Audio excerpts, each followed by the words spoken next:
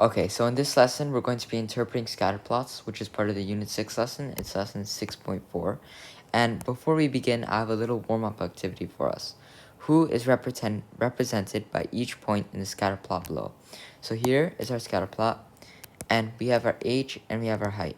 Now, I just want to give you guys a couple of seconds to just understand, because this is mostly review from previous years, and you're supposed to basically take these names and associate them with what number is in the scatter plot. So I'll give you guys a couple of minutes to do that. Okay, now that you've completed the activity, I want to show you guys how to do it. Now, the first thing we have to understand is that we need to go by at least one of these variables. For me, I'm going to go by height.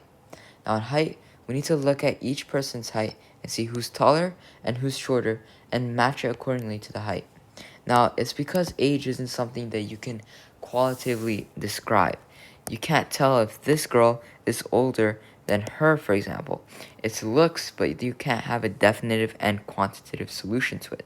That's why height is the best, because it's quantitative and you don't have to go based on qualitative measures. So in this case, the tallest person, or the person who has the most height, is number 5. And number 5 here is Errol, as I think he's a little bit taller than Alice. Now Alice is 2, because 2 is the next in height. After that, 3 is Freda. Gavin, by the way, is his little baby over here. Now after that, 4 is Brenda. Dennis is 1, and because it's a little bit further away, I would say. And then 6 would be Kathy. And then finally, Gavin, he's the shortest as he would be 7. Now what you just witnessed here is how scatterplots can work in action. You can categorize data like this into simple charts in order to accurately assess them in real-life scenarios. So let's move on to the next example. Here we have a bunch of scatterplots, and we need to describe the relationship between the variables. Now in this case, we need to use both the variables, so the leg length, centimeters, and the tibia length in centimeters, and we need to measure them in accordance to each other. So I'm just going to do this first one, and then I'll let you guys do the second one. So here, I'm going to say, so the longer the tibia length, that means the greater or the longer the leg length. So in this case, the longer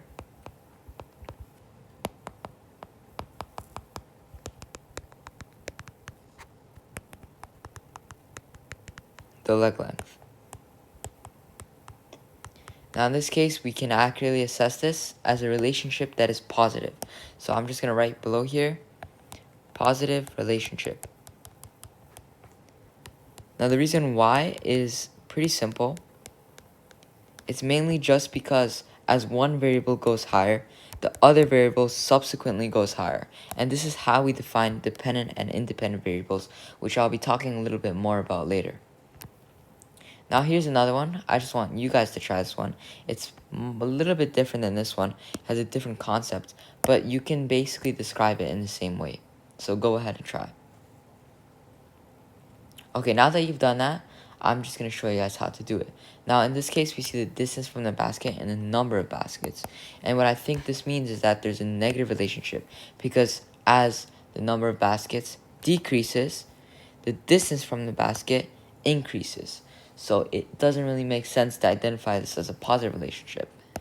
So what I'm going to say is the farther away from the basket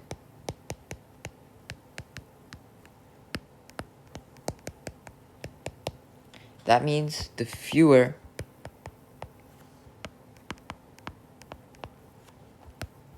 baskets are made.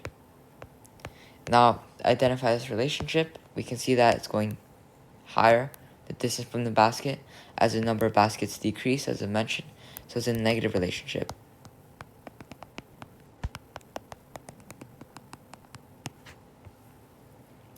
Here's the next one, where we're talking about the house prices and the age of the home, but in this case, we don't see a clear relationship between them. So we can classify this as no relationship.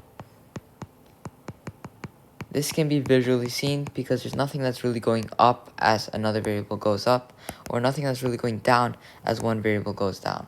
So in this case, I'm going to say the price of the house is not dependent on the age of the house.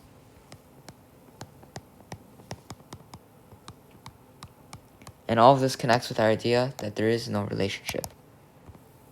So now I'm going to really talk about a little bit about this graph right here. This is an example of a scatter plot. It asks us to label the vertical axis, which is height, centimeters. The person who's done this worksheet has already done it for us, so we're going to check that off.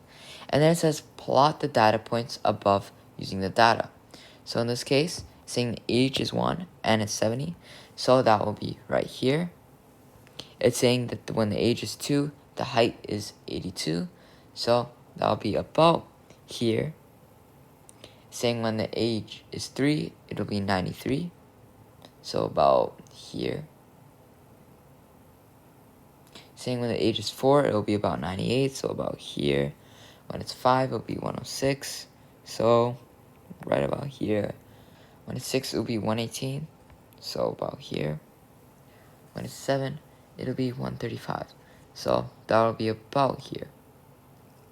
Now that we finally graphed our information from her height and her age into these plots, we can now analyze it.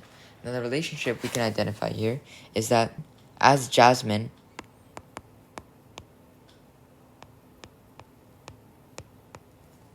gets older, she grows taller.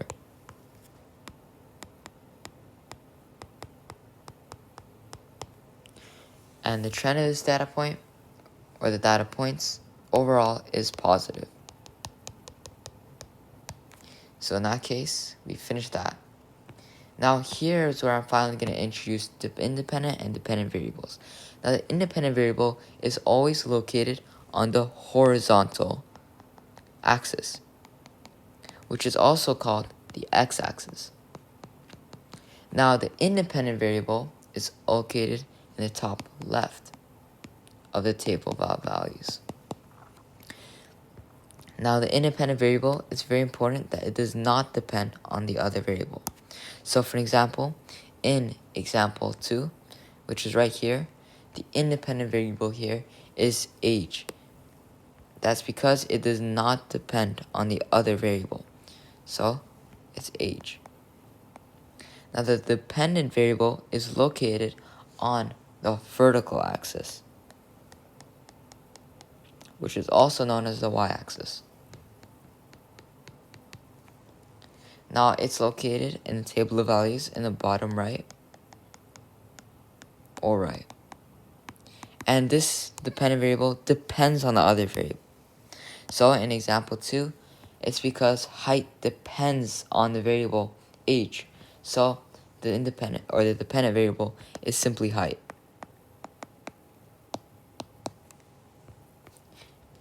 And now I just want to quickly go over some other examples. So here are some examples of real-life scenarios being graphed using a scatter plot and the independent and dependent variables being identified. So here we have the outdoor air temperature and the ice cream sold, which shows us as the outdoor air temperature slowly increases, the amount of ice cream sold goes higher. That's probably because people want more ice cream when it's hotter to cool themselves off. So this means that our independent variable, which is the one, or our dependent variable, which is the one that's kind of being dependent on the other variable, is ice cream sold, and the independent variable is the outdoor air temp. Now here is a number of students crossing Springside Road in front of Maple High School at any given time of the day. Now it's supposed to be like this. If we draw the line, this is mainly because, oh well, when you're going to school, it's going to be mainly more packed. And then there's a lot, and then there's time before lunch and after lunch where no one's really going outside. And then there's when people are getting dropped off near the time of 3:10. This maybe over here is near the time of 8:30, depending on what school you go to. So you really just got to connect the dots here. Now in this case, The dependent variable is the number of students. This depends on the number of days as the other variable. Now, another example is the day of the month you were born and the last digit of your student number.